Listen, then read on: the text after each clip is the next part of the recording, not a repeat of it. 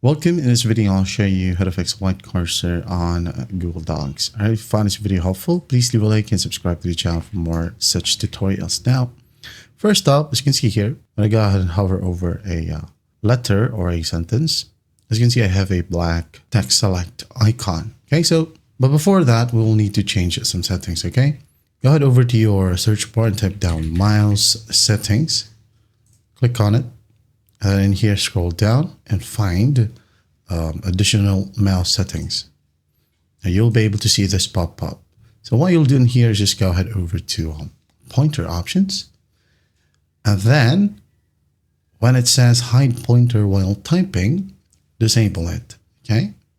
And then hit on apply and go to the top, click on pointers right here. Scroll down and you'll find text select. So go ahead and click on browse if you want to change it. Scroll down and find the black ones or whatever you fancy. Okay. Maybe this one right here, and here we have the preview, this one as well, the beam. Okay. So once that's done, or once you're happy with it, you can now then go ahead and click on open. So it will change.